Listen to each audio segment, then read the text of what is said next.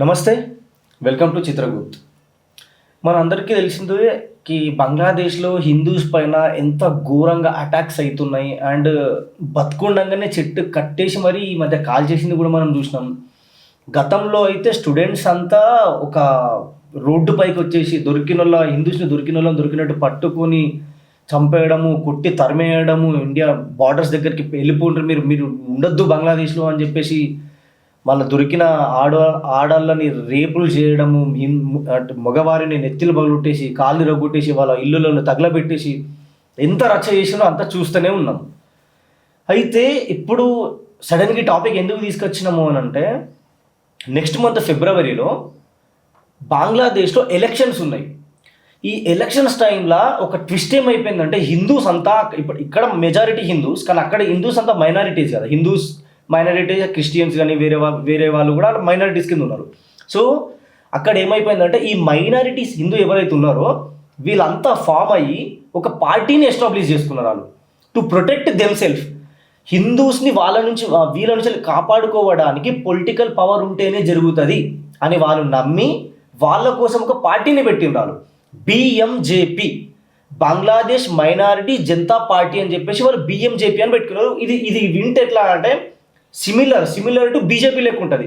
దాని జెండా కలర్ కానీ ఆరెంజ్ అండ్ గ్రీన్, ఈడ మన బీజేపీకి ఆరెంజ్ అండ్ గ్రీన్ సేమ్ అట్లా మ్యాచ్ అవుతుంది అన్నట్టు. వాళ్ళని అడిగితే వాళ్ళు ఏం చెప్పారో, ఇది బంగ్లాదేశ్లో పుట్టిన party, at the same time BJP నుంచి ఇన్స్పైర్ అయ్యి చేసుకున్న పార్టీ అని చెప్పారు. ఎందుకు బీజేపీ నుంచి ఇన్స్పైర్ అయినరు అని అంటే, ఇక్కడ కూడా చూస్తే హిందూస్ కోసం ఫైట్ చేసే ఒకటే ఒక పార్టీ ఇక్కడ బీజేపీ. సో వాళ్ళకు కూడా అక్కడ ఇదాన్ని ఇన్స్పిరేషన్గా తీసుకొని అక్కడ హిందూస్కి మేము ప్రొటెక్ట్ చేసుకోవాలంటే మాకు కూడా ఒక పొలిటికల్ పవర్ ఉండాలని చెప్పేసి వాళ్ళు అక్కడ క్రియేట్ చేసుకున్న పార్టీ బిఎంజేపీ. అంటే సిమిలర్ చూస్తే బీజేపీ లెక్కనే అనిపిస్తుంది.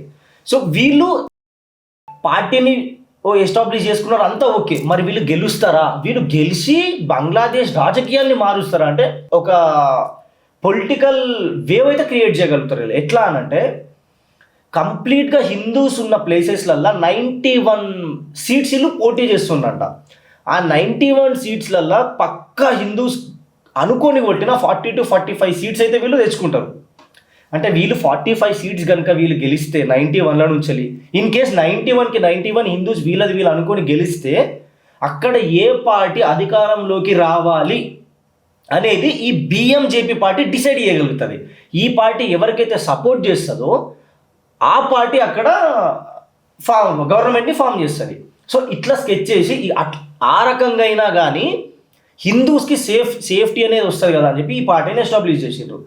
అయితే కొంతమంది రూమర్స్ ఏం చేస్తున్నారంటే, లేదు బీజేపీ నుంచి పోయి బంగ్లాదేశ్లో పార్టీ పెట్టింది, ఇది బీజేపీయే చేసిన కుట్ర అని అంటారు. ఒరే, ఈడనే సగం ఇంకా కొన్ని స్టేట్స్లలో మనం గెలాలని చెప్పి తపన అవుతున్నాం, ఇక్కడ బంగ్లాదేశ్కి ఎందుకు పోయి చేస్తాం మనం?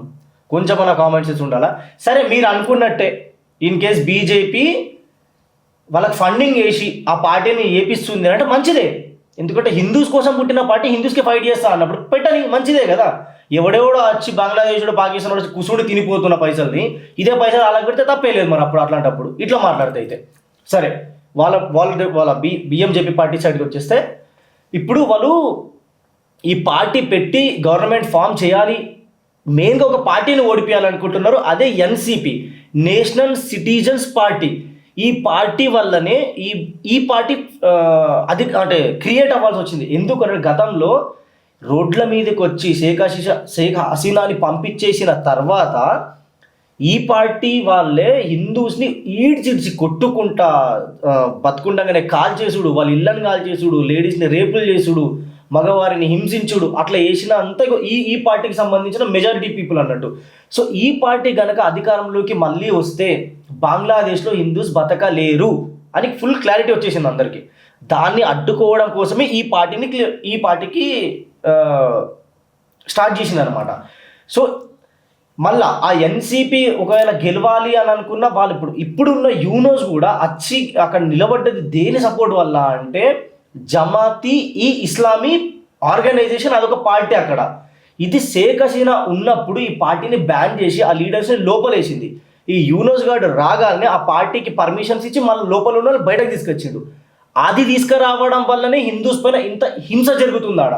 ఎందుకు ఈ వీళ్ళ రాంగని ఎందుకు జరుగుతుంది అని అంటే, వాళ్ళు రన్ చేసే పార్టీ అంతా ఫండింగ్ బై పాకిస్తాన్. అది పాకిస్తాన్లో పుట్టి పాకిస్తాన్లో పెంచిన పార్టీ అది, అండ్ పెంచిన ఆర్గనైజేషన్. దానివల్ల మన ఇండియాలో కూడా చాలా బాంబ్ బ్లాస్ట్లు కానీ హింస కానీ చాలా జరిగింది. అందుకే ఆ పార్టీని ఇండియాలో మనం రానియలే, ఆర్గనైజేషన్ ఇండియాలో నడవదు. సేమ్ అట్లనే బంగ్లాదేశ్లో షేక్ హసీనా కూడా అదే చేసింది. అది చేయడం వల్లనే ఆమెను ఇప్పుడు ఒక కక్ష కట్టి ఆమెను ఉరి తీసి చంపేయాలన్నంత కాడికి తీసుకుపోతుండ్రు. సో ఈ బీజేవైఎం పార్టీ ఏదైతే ఉందో ఇది 91 సీట్స్కి పోటీ చేస్తుంది అనమాట. టోటల్ సీట్స్ వచ్చేసి 300 సీట్స్ ఉంటే అక్కడ 91 సీట్స్కే పోటీ చేస్తే గెలుస్తుందా అని అంటే, 91లో 40 or 45 గెలిచినా ఏ పార్టీ అధికారంలోకి రావాలా అనే సపోర్ట్ ఏదైతే ఉంటుందో ఆ సపోర్ట్ ఈ పార్టీ ఇస్తుంది అన్నట్టు. అప్పుడు ఏ పార్టీకి అయితే ఇది సపోర్ట్ ఇస్తుందో ఆ పార్టీ వీళ్ళు అనుకున్న కండిషన్స్ ఏవైతే ఉన్నాయో అవి నెరవేర్చి వీళ్ళకు పాజిటివ్గా ఉంటేనే వీళ్ళు సపోర్ట్ చేస్తారు అప్పుడు. సో ఈ రకంగా అయినా కానీ ఆ వచ్చిన సీట్స్తో మనం ఫ్రీడమ్ని తీసుకోవచ్చు.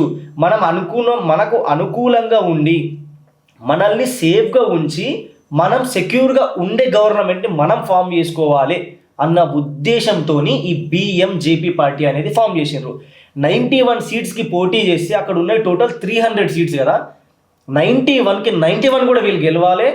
గెలిచి అక్కడ హిందూస్కి ఫ్రీడమ్, సేఫ్, సెక్యూర్ లైఫ్ కూడా ఉండాలని చెప్పేసి నేనైతే అనుకుంటున్నా. మరి మీరేమనుకుంటున్నారు అనేది కూడా కింద కామెంట్లో పెట్టండి. సో ఇప్పుడు ఎండ్ ఆఫ్ ద డే ఈ పార్టీ గెలిస్తే, ఈ పార్టీ అనుకున్న సీట్లు గెలిచి వీళ్ళు అనుకున్న గవర్నమెంట్ని ఫామ్ చేస్తే వీళ్ళ మెయిన్ డిమాండ్ ఏంటంటే ఈక్వల్ రైట్స్ హిందూస్కి కూడా మైనారిటీస్కి కూడా ఇవ్వాలి, ఇదొకటి. అండ్ మమ్మల్ని కూడా ఇక్కడ బంగ్లాదేశీ లాగా చూసి బంగ్లాదేశీ సిటిజన్స్కి ఎంతైతే వాల్యూస్ ఉంటాయో అంత వాల్యూస్ మాకు కూడా ఇవ్వాలి as a citizen of Bangladesh అని అడుగుతున్నదే. మేము బంగ్లాదేశ్ని ఇడిసిపోము, ఎందుకంటే ఇది మా దేశం కూడా అని ఫైట్ చేస్తున్నారు. అదొకటి. అన్నిటికన్నా మేజర్ పాయింట్ వాళ్ళది ఏంటంటే వీళ్ళు మెయిన్గా ఒకటి మాత్రం ఒక యాక్ట్ని మొత్తానికి తీసేయండి అని అడుగుతున్నారు. అది ఏమంటే ది ఎనిమీ ప్రాపర్టీ యాక్ట్. ఇది ఎనిమీ ప్రాపర్టీ యాక్ట్ వల్లనే ఈ ఇంతకుముందు ఏదైతే హింస జరిగిందో ఆ ఎనిమీ యాక్ట్ వల్ల హిందూస్ మీద పడి వాళ్ళ property, the enemy property act అది, దాన్ని వాళ్ళ ప్రాపర్టీని లాక్కొని హిందూస్ని రోడ్ల పాలు చేసి చంపేస్తున్నారు. ఎవడో అడగడానికి కూడా దిక్కులేదు. ఎనిమీ ప్రాపర్టీ యాక్ట్ అని పెట్టిందిగా, ఇది పెట్టింది ఎవరు? ఈ పాకినా కొడుకులు.